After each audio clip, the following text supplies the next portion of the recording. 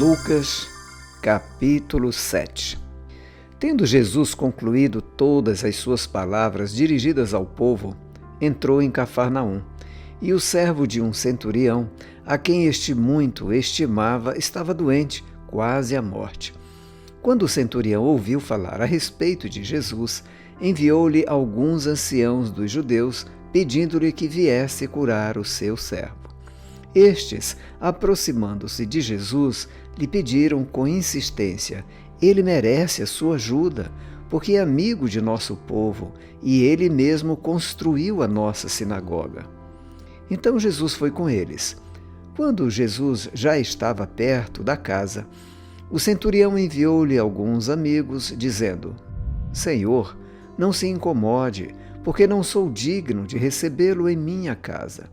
Por isso, não me julguei digno de ir falar pessoalmente com o Senhor, porém, diga uma palavra, e o meu servo será curado. Porque também eu sou homem sujeito à autoridade, tenho soldados às minhas ordens, e digo a este: vá, e ele vai, e a outro: venha, e ele vem, e ao meu servo: faça isto, e ele o faz. Ao ouvir estas palavras, Jesus ficou admirado com aquele homem e, voltando-se para o povo que o acompanhava, disse: Eu lhes digo que nem mesmo em Israel encontrei fé como esta. E, quando os que tinham sido enviados voltaram para casa, encontraram o servo curado. Pouco depois, Jesus foi para uma cidade chamada Naim, e os seus discípulos e numerosa multidão iam com ele. Ao aproximar-se do portão da cidade, eis que saía o enterro do filho único de uma viúva, e grande multidão da cidade ia com ela. Ao vê-la, o Senhor se compadeceu dela e lhe disse: Não chore. Chegando-se, tocou no caixão, e os que o estavam carregando pararam. Então Jesus disse: Jovem, eu ordeno a você, levante-se. O que estava morto sentou-se e passou a falar, e Jesus o restituiu à sua mãe. Todos ficaram possuídos de temor e glorificavam a Deus, dizendo: Grande profeta se levantou entre nós, Deus visitou o seu povo. Esta notícia a respeito de Jesus se espalhou por toda a Judéia e por toda aquela região. Todas estas coisas foram relatadas a João pelos seus discípulos, e João, chamando 2 deles, enviou-os ao Senhor para perguntar: Você é aquele que estava para vir, ou devemos esperar outro? Quando os homens chegaram a Jesus, disseram: João Batista nos enviou para perguntar: O Senhor é aquele que estava para vir, ou devemos esperar outro?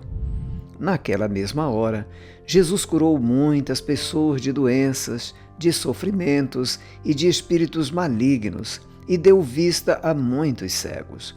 Então, Jesus lhes respondeu: Voltem, anunciem a João o que vocês viram e ouviram. Os cegos veem, os coxos andam, os leprosos são purificados, os surdos ouvem, os mortos são ressuscitados, e aos pobres está sendo pregado o Evangelho. E bem-aventurado é aquele que não achar em mim motivo de tropeço.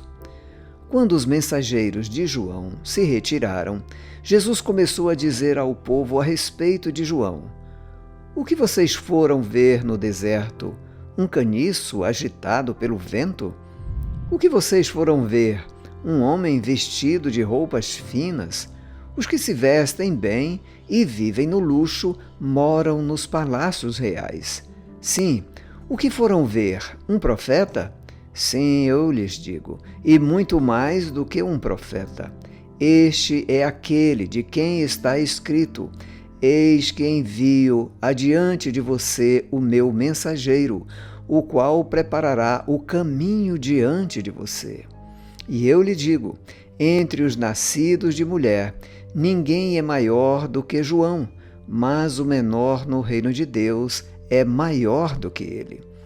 Todo o povo que o ouviu e até os publicanos reconheceram a justiça de Deus, tendo sido batizados com o batismo de João. Mas os fariseus e os intérpretes da lei rejeitaram, quanto a si mesmos, o plano de Deus, não tendo sido batizados por ele. E Jesus continuou: A que, pois, compararei as pessoas desta geração? A que são semelhantes? São semelhantes a meninos que, sentados na praça, gritam uns para os outros: Nós tocamos flauta, mas vocês não dançaram. Entoamos lamentações, mas vocês não choraram. Pois veio João Batista, não comendo pão nem bebendo vinho, e vocês dizem: ele tem demônio. Veio o Filho do Homem, comendo e bebendo, e vocês dizem: eis aí um glutão e bebedor de vinho, amigo de publicanos e pecadores. Mas a sabedoria é justificada por todos os seus filhos. Um dos fariseus convidou Jesus para que fosse jantar com ele. Jesus, entrando na casa do fariseu, tomou lugar à mesa, e eis que uma mulher da cidade, pecadora, sabendo que ele estava jantando na casa do fariseu, foi até lá com um frasco feito de alabastro cheio de perfume. E estando por detrás, aos pés de Jesus, chorando, molhava-os com as suas lágrimas e os enxugava com os próprios cabelos. Ela beijava os pés de Jesus e os ungia com o perfume. Ao ver isto, o fariseu que o havia convidado disse consigo mesmo: se este fosse profeta, bem saberia quem e que tipo de mulher é esta que está tocando nele, porque é uma pecadora.